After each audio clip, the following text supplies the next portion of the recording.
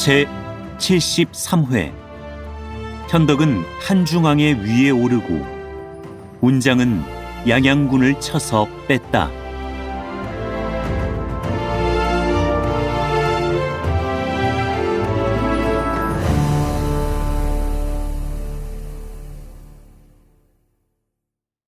조조가 군사를 물려서 야곡에 이르니 공명은 그가 반드시 한중을 버리고 달아날 것으로 요량했던 까닭에 마초 등 여러 장수를 시켜서 10여 길로 군사를 나누어 불시에 공격하게 했던 것이다. 이로 인하여 조조는 오래 머물러 있지 못하고 더구나 위연에게 화살까지 맞고 보니 급히 회군할 수밖에 없었다. 조조군의 얘기는 다 떨어지고 말았다. 전대가 겨우 떠나자 양편에서 불이 일어나고 마초의 복병이 뒤를 쫓아와 조조 병사는 누구라 할 것 없이 담이 콩알만해졌다. 조조는 군사들로 하여금 급히 가게 하되 주야로 쉬지 않고 달려 경조에 이르러서야 비로소 마음을 놓았다. 한편 현덕은 유봉과 맹달, 왕평 등에게 명해서 상용 등 여러 고을을 치게 했다. 신탐의 무리는 조조가 한중을 버리고 달아났다는 말을 듣고는 모두 나와서 항복을 청했다. 현덕이 백성들 난무하고 나서 삼군을 크게 포상하니 모두 기뻐했다. 여러 장수는 모두 현덕을 받들어 황제로 삼을 생각이 있었으나 감히 아뢰지 못하고 먼저 제갈 군사에게로 가서 말했다. 내 이미 생각한 바가 있소. 공명은 즉시 법정 등을 데리고 들어가서 현덕을 보고 말했다. 조조가 권세를 한 손에 틀어쥐고 있어 백성들의 인군이 없는 형편이온데 주공께서는 인의가 천하에 드러나셨으며 이미 동천과 서천, 양천의 땅을 거두셨으니 가히 하늘의 뜻에 따르고 민심에 순응하여 황제의 위에 오르셔야만 옳은 말과 바른 명분으로 나라의 역적을 칠 수 있으실 것입니다. 이를 더디게서는 안 되리니 곧 길이를 택하시기를 청하나이다. 현덕은 깜짝 놀랐다. 군사의 말씀이 옳지 않소이다. 내 비록 한조 종실이기는 하나 역시 신하라. 이 일을 행하면 이는 한조를 배반하는 것이 되리다. 그렇지 않사옵니다. 지금 천하는 나뉘어 영웅들이 일시에 일어나 각기 한 지방씩 운거하고 있으니 천하에 재덕 있는 선비들이 죽고 사는 것을 돌아보지 않고 그 주인을 섬기는 것은 모두 발용, 부봉, 영명한 군주를 섬김에서 공명을 세우려는 것입니다. 그런데 주공께서 사양하시고 작은 의리만 지키기로 하신다면 아마도 여러 사람이 다 실망하고 말 것이니 바라옵건대 주공께서는 깊이 생각하시옵소서. 나더러 참남이 지존의 위에 오르라 하나 이는 결단코 못할 일이니 다시 좋은 계책을 의논토록 합시다. 여러 장수가 일제히 나서서 말했다. 주공께서 끝내 들어주지 않으신다면 여러 사람의 마음은 흩어지고 말 것입니다. 공명이 다시 입을 열었다. 주군께서는 평생의 의로서 근본을 삼으시는 터라 존호를 받지 않으려 하시는 것이지만 이제 형주, 양양과 양천의 땅을 가지셨으니 잠시 한중왕이 되시는 것이 좋을 듯 하옵니다. 그러나 현덕은 끝내 듣지 않는다. 비록 그대들이 나를 높여 왕을 삼으려 하나 천자의 조서가 없으니 이것도 참남한 것이오. 그러면 임시로 그 위에 오르시는 것도 마땅한 바 구태여 상리에 구애받으실 일이 아닙니다. 장비가 문득 소리를 버럭 질렀다. 성이 다른 사람들도 모두 임금이 되려고 하는데 하물며 형님이야 당당한 한실 종친이 아닙니까? 한중왕은 말도 말고 바로 황제가 된다 하더라도 불가한 일이 뭐랍니까? 자네는 여러 말을 말게. 현덕이 꾸짖는다. 공명은 다시 현덕에게 권했다. 주공께서는 마땅히 임기응변으로 먼저 한중왕의 위에 오르신 다음에 천자께 표문을 올리셔도 늦지 않을 줄로 생각하옵니다. 현덕은 사양하다 못해 마침내 이를 허락했다. 때는 건한 24년 추 7월이다. 면양에 단을 쌓으니 주의가 구리라. 5방의 분포에서 각각 정기와 의장을 벌여 세우고 모든 신하가 다 그 지위에 따라서 늘어선 가운데 허정과 법정이 현덕을 청해서 단으로 올려 모시고 면류관과 옥새를 드렸다.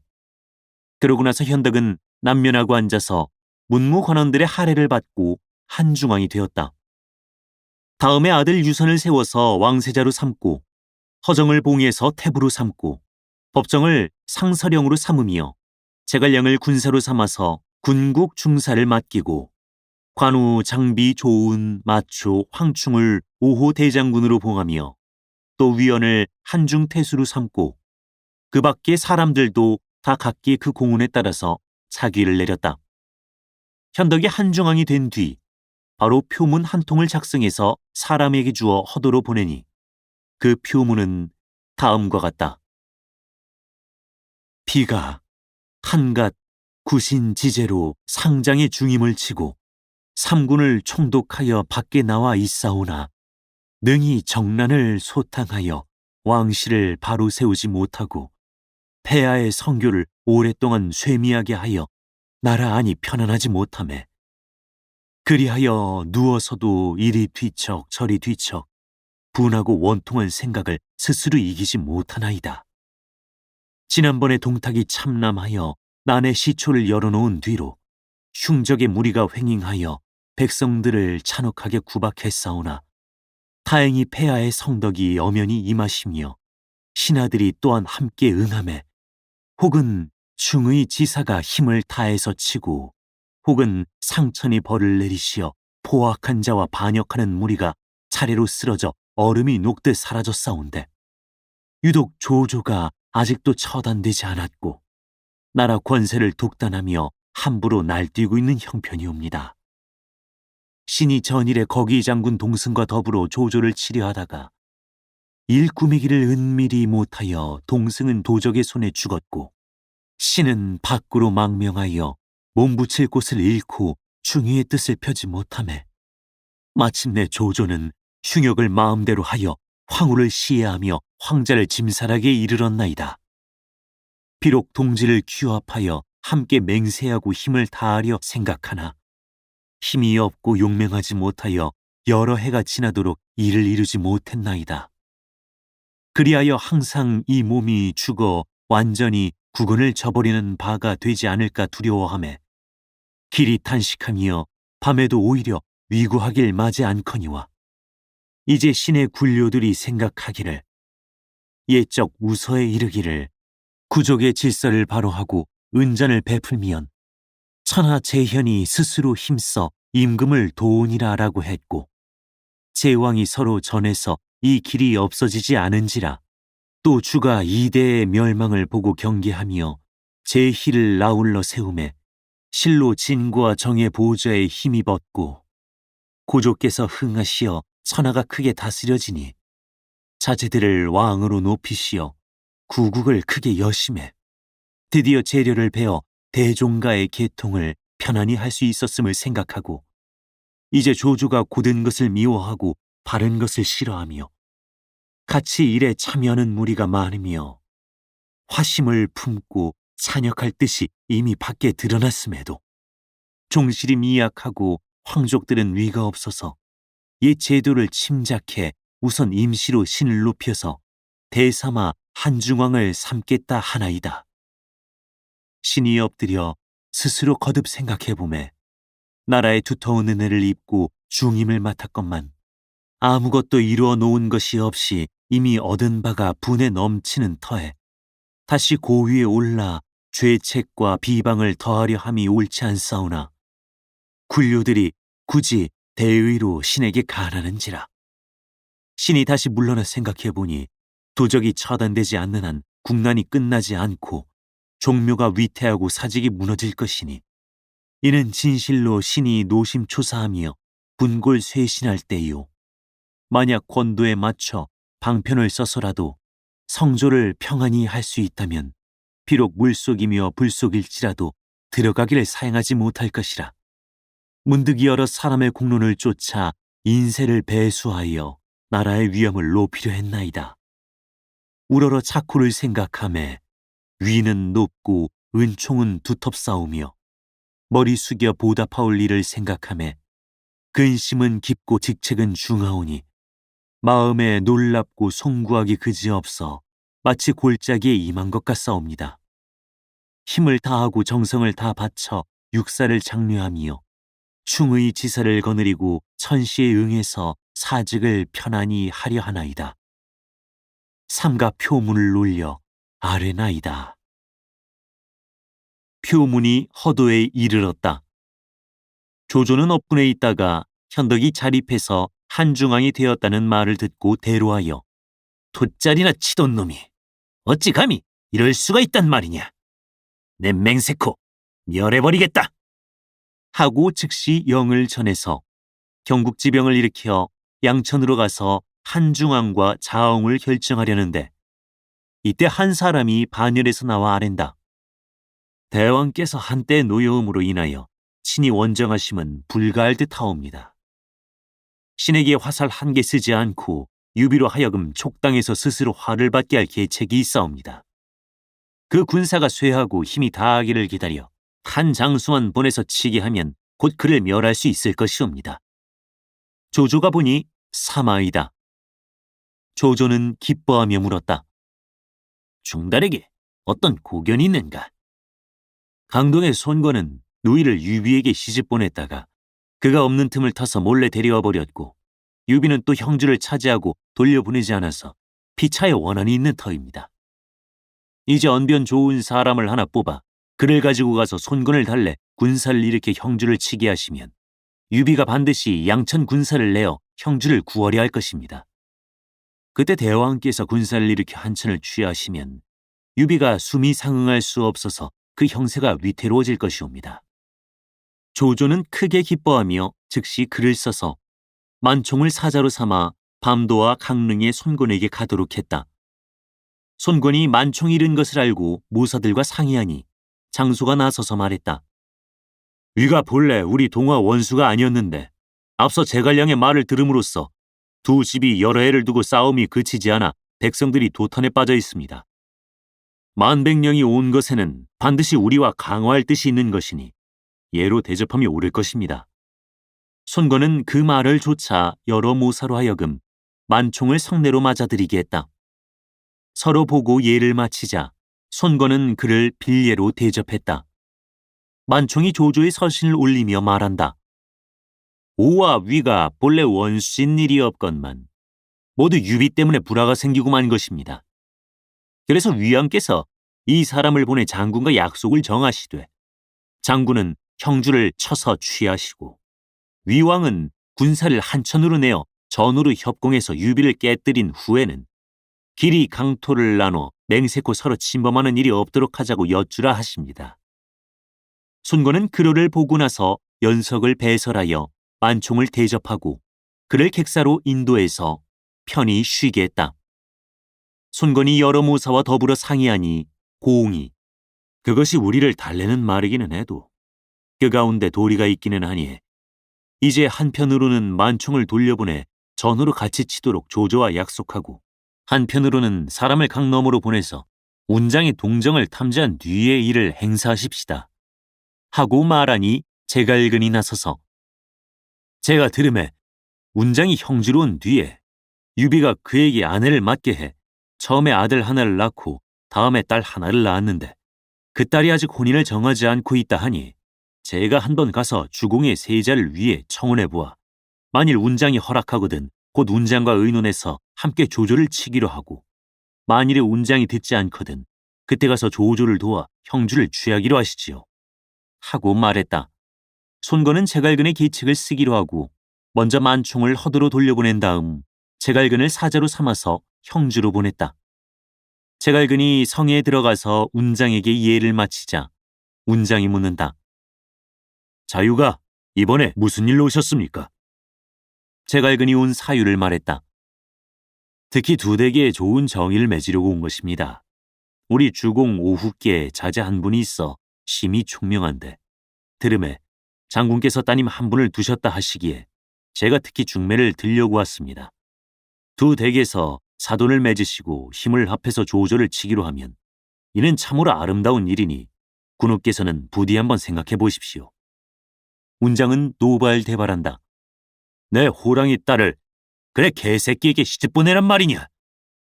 내 아우의 낯을 보지 않았으면 곧 내 머리를 베었을 것이다.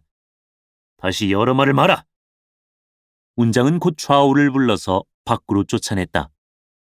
제갈근은 그만 무색해 돌아갔는데 감히 사실을 감출 수가 없어서 오후에게 실상대로 고하고 말았다. 손권은 듣고 대로한다. 어찌 그처럼 무례하단 말이냐? 손권은 즉시 장소 등 문무관원을 불러 형주를 취할 계책을 상의하니 보질이 나서서 말했다. 조조가 원래 국권을 찬탈하려 한 지가 오래이나 두려워하는 바가 유비입니다. 이번에 사자를 보내서 동호로 하여금 군사를 일으켜 서촉을 삼키게 함은 바로 화를 동호에 씌우려고 하는 것입니다. 지금 조인이 양양과 번성의 군사를 주둔하고 있어 우리와는 달리 장강을 건널 것도 없이 육로로 곧장 형주를 취할 수 있는 터에 그가 왜 취하지 않고 도리어 주공께 군사를 일으키시라고 하겠습니까? 이것만 보아도 그의 마음을 알 수 있습니다. 그러니 주공께서는 사자를 허도로 보내 조조를 보고 조인으로 하여금 먼저 군사를 일으켜 육로로 형주를 취하게 하면 좋을 것입니다. 그러면 운장이 필시 형주 군사를 거느리고 번성으로 갈 것인데 운장이 한번 움직이거든 그때 주공께서 한 장수를 보내서 가만히 형주를 취하게 하시면 일거에 얻으실 수 있을 것입니다. 손권은 그 말을 좇아서 즉시 사자를 보내서 강을 건너가 조조에게 글을 올리고 이 일을 자세히 이야기하게 했다. 조조는 크게 기뻐하며 사자를 먼저 돌려보낸 다음 만총을 번성으로 보내서 조인의 참모관이 되어 서로 상의하고 기병하게 하며 일변 동호로 경문을 띄우고 군사를 거느리고 수로로 접응하여 형주를 취하게 했다. 한편 한중왕은 위연으로 군마를 총독해서 동천을 지키게 하고 백관을 거느리고 성도로 돌아오자 관원을 시켜서 궁전을 세우고 또 관사들을 두는데 성도로부터 백수에 이르기까지 400여 곳에 관사와 우정을 세우는 한편 군량과 마초를 쌓아두며 병장기를 많이 만들어서 장차 중원을 취할 준비를 했다. 그러자 세작이 조조가 동호와 손을 잡아 형주를 취하려 한다는 것을 탐지해 나는 듯이 촉에 고해왔다. 한중왕이 듣고 황망히 공명을 청해 의논했다. 저는 이미 조조가 반드시 이 꾀를 쓰리라 생각하고 있었습니다. 그러나 동호에 모사들이 극히 많으니 필연 조조로 하여금 조인을 시켜서 먼저 군사를 일으키도록 할 것입니다. 공명이 말했다. 그렇다면 어떻게 해야 하겠습니까? 사자에게 관고를 주셔서 운장에게 보내시고 그로 하여금 먼저 군사를 일으켜 번성을 취하게 하면 적군의 간담이 서늘해져서 자연히 와해되고 말 것입니다. 한중왕은 크게 기뻐하며 곧 전부 삼아 비씨를 사자로 삼아 관고를 받들고 형주로 가게 했다. 운장은 성에서 나가 그를 영접해드리고 함께 관가로 들어와 예를 마치자 비씨에게 물었다. 한중왕께서 나에게 무슨 작을 봉하셨소? 5호 대장의 첫째입니다. 5호 대장이 누구누구요? 장군과 장익덕, 조자룡, 마맹기, 황한승이십니다. 운장이 노하여 익덕은 내 아우요. 맹기는 대대 명문의 자손이요. 자룡은 우리 형님을 오래 따라다녔으니 곧 내 아우나 일반이나 자기가 나와 같아도 좋겠지만 황충은 대체 어떤 사람이기에 감히 나하고 동률에 선단 말이오.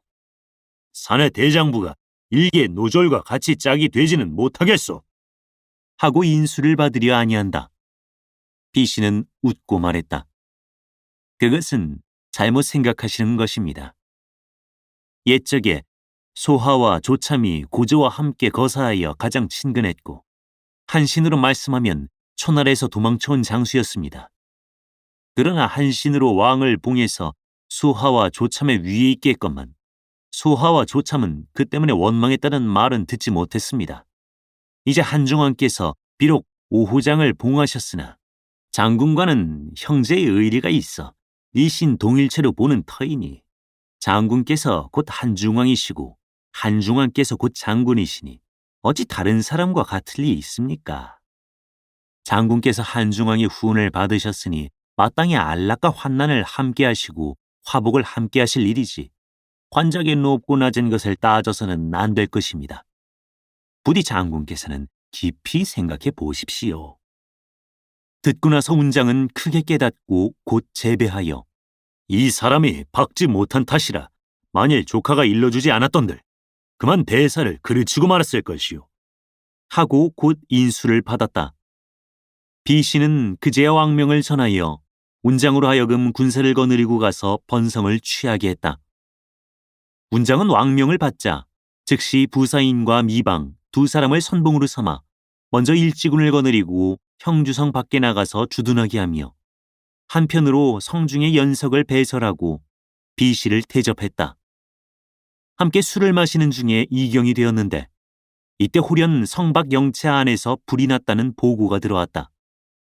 운장이 급히 갑옷을 입고 투구를 쓰고 말에 올라 성에서 나가보니 이는 부사인과 미방이 술을 먹고 있던 중에 장막 뒤에서 실수로 불을 낸 것이 화포에 불이 붙어 터지며 영체안이 온통 진동하고 무기와 양초가 모두 다 타버리고 만 것이었다. 운장이 군사를 거느리고 나서서 불을 끄기 시작하여 사경이 되어서야 겨우 불길이 잡혔다. 운장은 성으로 들어와 부사인과 미방을 불러들여 내 너희들을 선봉으로 삼았는데 미처 출사하기도 전에 허다한 군기와 양초를 태워버리고 또 화포를 터지게 해서 본부 군사들을 죽였으니 미처럼 미를 그르쳐 놓는 너희를 무엇에 쓴단 말이냐? 하고 꾸짖고 무사를 호령해서 목을 베게했다. 이때 비씨가 나서서 말렸다. 아직 출사도 하기 전에 먼저 대장을 베는 것은 군사에 이롭지 않으니 잠시 그 죄를 용서해 주시는 것이 옳을까 합니다. 그러나 운장은 노기가 아주 풀리지 않아서 내가 비사마의 낯을 보지 않았으면 너희 두 놈의 목을 베었을 것이다. 하고 무사를 불러서 각각 형장 40대를 친 다음 선봉의 인수를 도로 뺐고 벌로 미방은 나가서 남군을 지키게 하고 부사인은 공안을 지키게 하고 나서 호령했다. 내 만일 싸움에 이기고 돌아오는 날에 너희들에게 조금이라도 잘못이 있다면 두 죄를 함께 벌하리라.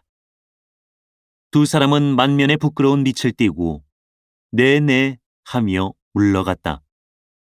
운장은 곧 요하를 선봉으로 삼고 관평으로 부장을 삼고 자기는 몸소 중군을 거느리고 마량과 이적을 참모로 삼아 함께 번성을 치러 갔다. 이보다 앞서 호하의 아들 호반이 형주로 관공을 찾아왔다. 관공은 전일에 그가 자기를 구해준 정리를 생각하고 매우 아끼더니 이때 그에게 분부해서 비씨를 따라 서천으로 들어가 한중왕을 뵙고 작을 받게 했다. 비씨는 관공에게 하직을 구한 다음에 호반을 데리고 촉으로 돌아갔다. 이날 관공이 수자를 쓴 큰 깃발에 제를 지내고 나서 장중에서 잠깐 눈을 붙이고 있으려니까 홀연 크기가 소만한 시꺼먼 돼지 한 마리가 장중으로 뛰어들어와서 대뜸 운장의 발을 문다. 운장이 대로에서 급히 칼을 베어 한 칼에 베니 돼지가 새된 소리를 지른다. 그 소리에 문득 놀라서 깨니 꿈이었는데 돼지에게 물린 왼쪽 발이 은근히 쑤시고 아팠다. 이상하게 여겨 관평을 불러 꿈 이야기를 하니 돼지도 역시 용의 기상이 있사온데 용이 발에 와서 붙는 것은 곧 높이 오르실 징조라 우려하실 일은 아닌 줄 나옵니다. 하며 말했다. 관평이 이렇듯 말했으나 운장은 다시 여러 관원을 장하에 모아놓고 꿈을 말하고 길흉을 물었다. 혹은 길한 징조라 말하고 혹은 불길한 조짐이라고도 말해서 여러 사람의 말이 일치하지 않았다. 운장이 개연히 내 대장부로 나서 나이 60이 가까우니 이제 죽는다고 무슨 한이 있으랴 하고 말하는데 마침 촉에서 사신이 이르러 한중왕의 영지를 전하되 운장을 봉해서 전장군으로 삼고 절호를 주며 형양 9군의 일을 총괄하라 한다. 여러 관원이 모두 절하여 할애했다. 이것이 틀림없이 저룡의 상서인 듯합니다. 이에 운장은 털끝만큼도 의심하지 않고 드디어 군사를 일으켜 양양대로로 지쳐나갔다. 한편 조인이 성중에 있는데 운장이 몸소 군사를 거느리고 왔다는 보고가 들어왔다.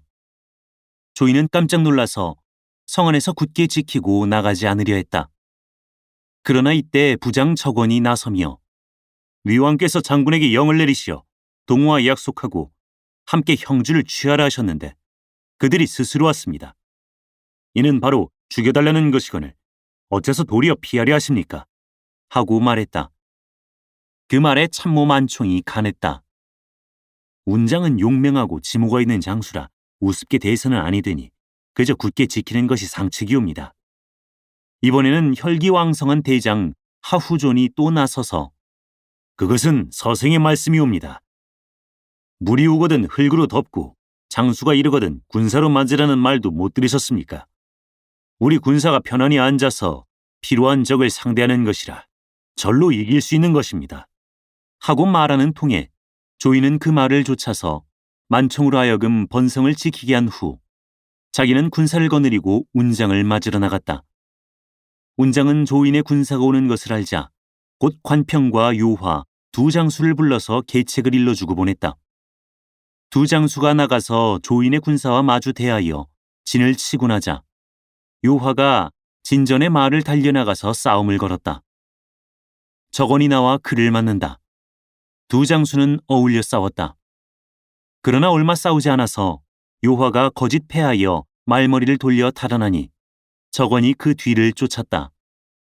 형주 군사는 20리를 뒤로 물러났다. 그 이튿날 다시 나가서 싸움을 거니 하후존과 적원이 일제히 나와서 맞는다. 형주 군사가 또 패에 달아나서 조인의 군사가 다시 그 뒤를 쫓아 20여리 나갔을 때 갑자기 등 뒤에서 함성이 크게 진동하며 고각이 일제히 울린다. 조인이 전군의 영을 내려 속히 돌아오게 하는데 배후에서 관평과 요화가 군사를 돌려 덮쳐들어서 조인의 군사는 혼란에 빠지고 말았다. 조인은 적의 계교에 빠진 것을 알고 먼저 일지군과 함께 말을 달려 양양으로 갔다. 그러나 성에서 몇 리 떨어진 곳에 당도했을 때 전면에 수놓은 기가 바람에 나부끼고 운장이 말을 멈추고 칼을 비껴들고 서서 앞길을 막고 있다. 조인은 가슴이 덜컹하여 감히 대들어 싸우지 못하고 양양을 향해 길을 돌아 달아났다. 운장은 그 뒤를 쫓지 않았는데 얼마 후 하후존이 군사를 이끌고 이르러 운장을 보자 대로하여 곧 달려든다. 그러나 하후존은 단지 한 합에 운장이 칼을 맞고 죽어버렸다. 적원이 달아나는 것을 관평이 급히 뒤를 쫓아 한 칼에 베어버리고 승세를 타서 뒤를 몰아쳤다. 조인의 군사는 태반이 양강 가운데 빠져 죽었다. 조인은 물러나 번성을 지켰다. 운장은 양양을 얻고 나서 삼군에게 상을 주고 백성들을 안무했다. 수군 사마 왕보가 있다가 말했다. 장군께서 한 번 북쳐서 양양을 수중에 거두시니 조병은 비록 풀이 죽기는 했습니다만 저의 어리석은 소견을 말하면 지금 동호의 여몽이 육구의 군사를 주둔하고서 매양 형주를 병탄할 뜻을 가지고 있는 터요. 만약에 그가 군사를 거느리고 형주를 취한다면 어찌하시겠습니까? 나 역시 그리 생각했소. 공은 이 일을 맡아서 분별하되 장강 연안 일대로 20리 혹은 30리마다 높은 언덕을 골라서 봉화대 하나씩을 두는데 매 대에 군사 50명씩을 두어서 지키게 하시오. 만약에 동호 군사가 강을 건너오면 밤이거든 불을 들고 낮이거든 연기를 올려 군호로 삼게 하면 내가 친히 가서 치겠소.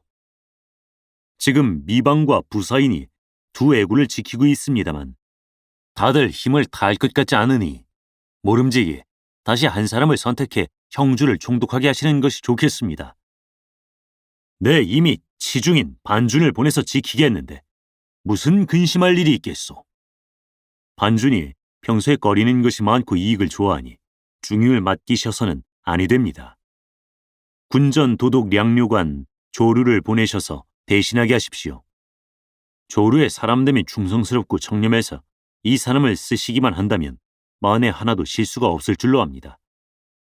나도 본디 반준의 위인을 잘 알고 있기는 한데 이미 한 번 정해서 보낸 바에 구태여 다시 갈 것은 없고 또 조루로 말하면 지금 군량과 양초를 맡고 있음에 역시 중요한 일이라 공은 너무 근심하지 말고 가서 봉화대나 쌓도록 하시오. 왕보는 마음을 놓지 못하고 관공을 하직하고 떠났다. 그 뒤에 운장은 관평으로 하여금 선척을 준비하여 양강을 건너가서 번성을 치게 했다. 한편 조인이 하후존과 적원 두 장수를 잃고 물러가서 번성을 지키며 만총에게 물었다. 내가 공의 말을 듣지 않다가 군사를 잃고 장수를 죽이고 양양을 빼앗겼으니 어떻게 했으면 좋겠소? 운장은 호랑이 같은 장수로 지모도 많은 사람이니 경솔히 대적해서는 안 되고 오직 굳게 지키는 것이 좋습니다. 이처럼 말하고 있을 때 사람이 고하되 운장이 강을 건너서 번성을 치러 온다고 한다. 조인이 크게 놀라니 만총은 여전히 그저 굳게 지키는 것이 좋습니다. 라고 하는데 부장 여상이 분연히 나섰다. 제게 군사 수천 명만 빌려주시면 오는 군사를 양강 안에서 막아내겠습니다. 만총이 말렸다. 그것은 불가하오. 그러나 여상이 발끈 화를 냈다. 대체 당신네들 문관의 말을 듣고 오직 지키고만 있으면 어떻게 적을 물리친단 말씀입니까? 병법에 군사가 강을 반쯤 건널 때 칠 것이라고 한 말도 듣지 못했습니까? 지금 운장의 군사가 양강을 반쯤 건넜는데 왜 나가서 치지 않는단 말입니까? 만약 적군이 성 아래 들어오고 장수가 해작가에 이르고 보면 갑자기 당해내기 쉽지 않을 것입니다. 그리하여 조인은 곧 여상에게 군사 2,000명을 주어 번성에서 나가 적을 맞아 싸우게 했다. 여상이 강어기로 나와보니 저 앞 휘날리는 수기 아래 운장이 칼을 비껴들고 말을 타고 나온다. 여상은 곧 나가서 맞아 싸우려 했으나 뒤에 있던 군사들이 운장의 기풍이 늠름한 것을 보자 싸우기도 전에 먼저 달아났다. 여상이 도망가지 못하게 연방 호령하는데 운장은 그대로 군사를 몰고 지쳐 들어온다. 조병은 대패하여 마부병을 태반이나 잃었다. 패하고 남은 군사가 번성으로 들어가자 조인은 급히 사람을 보내서 조조에게 구원을 청했다. 사자는 밤도와 장안에 이르자 조조에게 그로를 올리고 아뢰었다. 운장이 양양을 함몰하고 지금 번성을 내우고 있어 형세가 심히 급하오니 바라옵건대 장수와 군사를 보내서 구원해 주옵소서. 듣고 나서 조조가 반열 가운데 한 사람을 손으로 가리켰다. 경이 가서 번성의 보위를 불도록 하라. 그 사람이 대답하고 나온다. 모두 보니 우금이다. 우금이 아랜다. 선봉이 될 장수를 주신다면 군사를 거느리고 함께 갈까옵니다. 조조가 다시 여러 사람을 보고 누가 감히 선봉이 될 것인가? 라고 하니 한 사람이 분연히 나온다. 제가 견마의 수고를 다하여 관모를 생포해 휘하에 바치고자 옵니다. 조조는 크게 기뻐했다. 동호에서 아직껏 틈을 타지도 않았는데 북위에서 먼저 군사를 또 보낸다. 대체 이 사람이 누구인고 다음 회를 보라. 사단법인 올제 제작 낭독 공준호 번역 연변인민출판 삼국지 번역팀